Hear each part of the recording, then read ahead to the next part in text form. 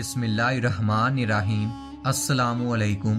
ہر روز نئی ویڈیو کے لیے چینل کو سبسکرائب کر لیں اور ساتھ لگے ہوئے بیل آئیکن کو دبا کر آل کی آپشن کو سلیکٹ کریں تاکہ ہر نئی ویڈیو کی اپڈیٹ آپ کو ملتی رہے۔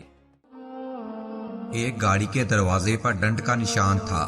اس کے مالک نے ڈنٹ والا دروازہ کبھی مرمت نہیں کروایا تھا۔ جب بھی اسے کوئی پوچھتا یہ ٹھیک کیوں نہیں کروایا، وہ بس یہی کہتا تھا، زندگی کی دوڑ میں اتنا تیز نہیں چلنا چاہیے کہ کسی کو اینٹ مار کر گاڑی کو روکنا پڑے۔ سننے والا اس کی آنکھوں میں نمی دیکھ کر اس قدر حیران ہوتا اور پھر سمجھا یا نہ سمجھا سر ہلا دیتا۔ سرگوشی سنو گے یا اینٹ سے بات سنو گے؟ ایک بزنس مینیجر اپنی نئی پراڈو گاڑی میں DHA اپنے گھر جا رہا تھا۔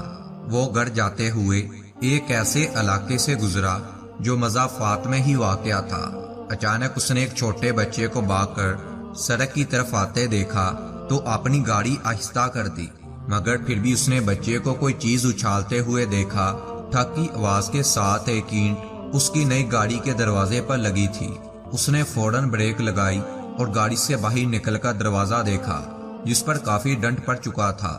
اس آدمی نے غصے سے ابلتے ہوئے بھاگ کر اینٹ مارنے والے بچے کو پکڑا اور اسے زور سے جھنجھوڑا اور بولا کہ پاگل کی اولاد، اس کے پیسے تمہارا باپ بڑھے گا۔ اس نے میلے کچالے کپڑے پہنے ہوئے تھے۔ بچے کے چہرے پر ندامت اور بے چارگی کے اثرات نمایاں تھے۔ وہ بچہ بولا، سائی مجھے کچھ نہیں پتا، میں اور کیا کروں؟ میں ہاتھ اٹھا کر بھاگتا رہا مگر کسی نے بات نہ سنی۔ اس نے ٹوٹی پھوٹی اردو میں کچھ کہا۔ اچانک اس کی آنکھوں میں آنسو ابل پڑے اور سڑک سے دور ایک علاقے کی جانب اشارہ کیا۔ کہا کہ ادھر میرا ابا گرا پڑا ہے، وہ بہت وزنی ہے، مجھ سے اٹھایا نہیں جا رہا، میں کیا کرتا سائیں؟ اس آدمی کے چہرے پر ایک حیرانگی آئی اور بچے کے ساتھ اس علاقے کی طرف بڑھا تو دیکھا کہ ایک معذور شخص اونتے منہ مٹی میں پڑا ہوا تھا اور ساتھ ہی اس کی ویل چیئر پڑی ہوئی تھی۔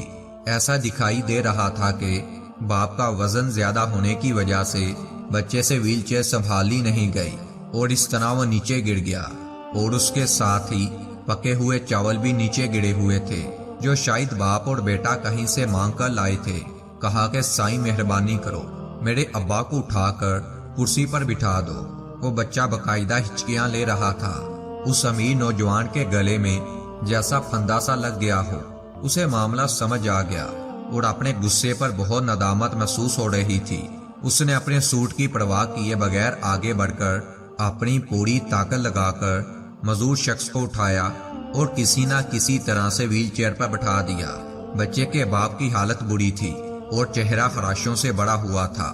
وہ بھاگ کر اپنی گاڑی کی طرف گیا اور بٹوے میں سے 50,000 روپے نکالے اور کانپتے ہوئے ہاتھوں سے معذور کی جیب میں ڈال دیے، اور پھر ایک ٹشو پیپر لے کر اس کی خراشوں کو صاف کیا اور ویل چیئر کو دھکیل کر وہ اوپر لے آیا۔ بچہ ممنونیت کے آنسو سے اسے دیکھتا رہا اور پھر باپ کو لے کر اپنے گھر کی طرف چل پڑا۔ اس کا باپ مسلسل آسمان کی طرف ہاتھ اٹھائے ہوئے نوجوان کو دعائیں دے رہا تھا۔ اس نوجوان نے بعد میں ایک خیراتی ادارے کے تعاون سے جھگی میں رہنے والوں کے لیے ایک جھگی اسکول کھلوا دیا، اور آنے والے چند سالوں میں وہ بچہ بہت سے دوسرے بچوں کے ساتھ پڑھ لکھ کر زندگی کی دوڑ میں شامل ہو گیا۔ وہ گاڑی اس کے پاس مزید 5 سال رہی، تاہم اس نے ڈنٹ والا دروازہ کبھی بھی مرمت نہیں کروایا۔ کبھی کوئی بھی اسے پوچھتا وہ بس یہی کہتا تھا، زندگی کی دوڑ میں اتنا تیز نہیں چلنا چاہیے کہ کسی کو اینٹ مار کر گاڑی روکنی پڑے۔ اوپر والا کبھی ہمارے کانوں میں سرگوشیاں کرتا ہے اور کبھی ہمارے دل سے باتیں کرتا ہے۔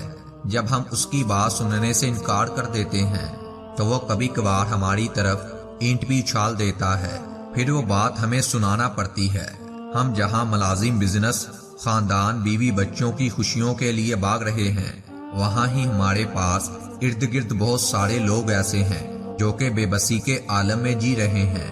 ہمارا ان کی طرف دھیان ہی نہیں جاتا۔ بہت سی گونگی چیخیں اور سرگوشیاں بکھری پڑی ہیں۔